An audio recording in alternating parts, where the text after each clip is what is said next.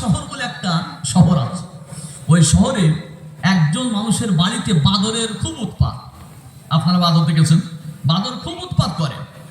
আপনার বাড়ির ছাদে যদি কোনো কিছু শুকানোর জন্য মেলে দেওয়া হয় সেটা নষ্ট করবে, কোনো খাদ্যদ্রব্য দিনের জন্য ছাদের উপরে রেখে দিয়ে আসে সেগুলো খেয়ে নষ্ট করবে।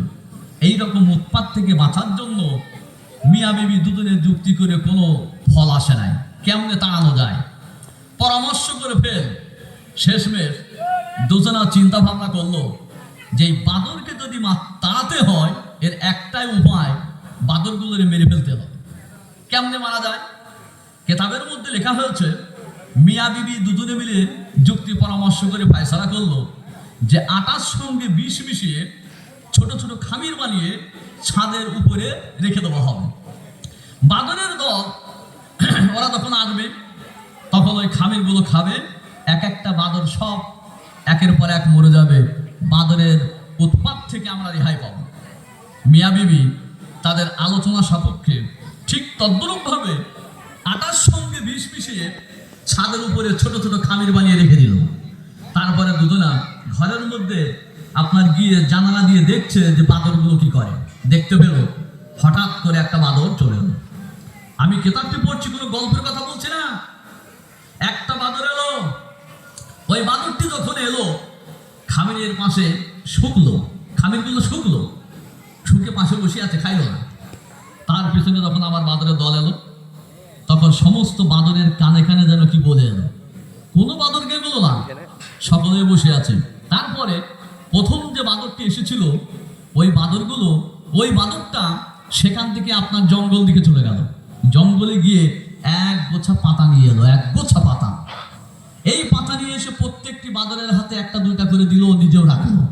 তারপরে বাদরের দল এহারা এক কামড় খামির খায়, আটার খামির খায়, আর এক কামড় করে পাতা খায়।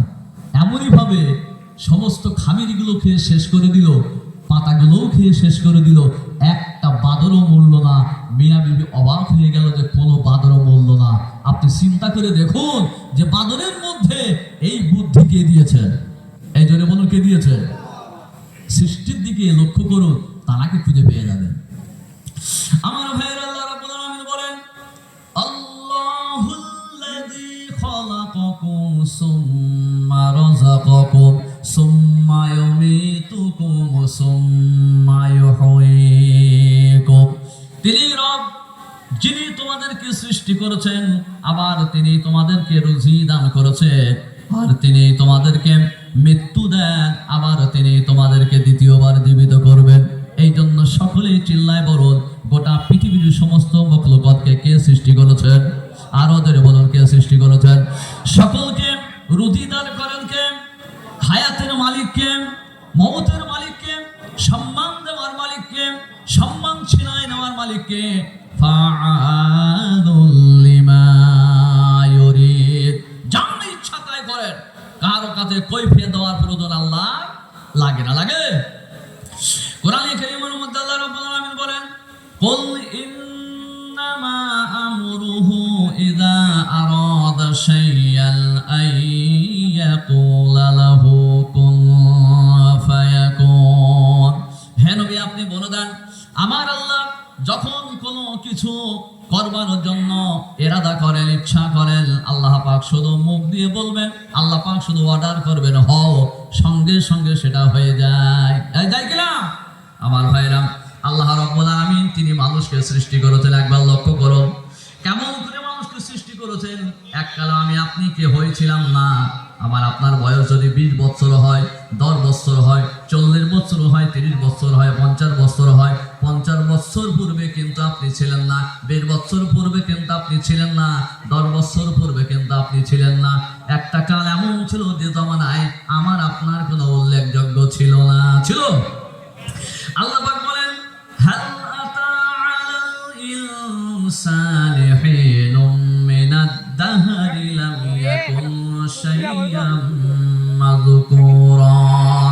তোমাদের উপরে এমন একটা জমানা কি অতিবাহিত হলো না যে জমানায় তোমাদের নামের কোনো উল্লেখযোগ্য ছিল না।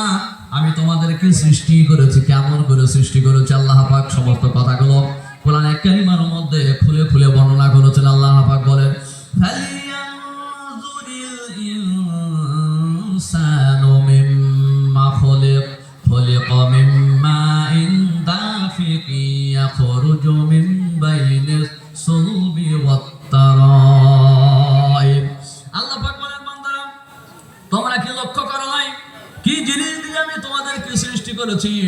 এক ফোঁটা নাপাক পানি, যে নাপাক পানিটা পুরুষের মেরুদণ্ড এবং নারীর বক্ষপাদর হতে নির্গত হয়। এইরকম এক ফোঁটা নাপাক পানি দিয়ে আমি তোমাদেরকে সৃষ্টি করেছি। যে নাপাক পানিটা যদি জমিনের উপরে নির্গত হয় তার কোনো মূল্য নাই। মূল্যহীন বস্তু দিয়ে আমি তোমাদেরকে সৃষ্টি করেছি।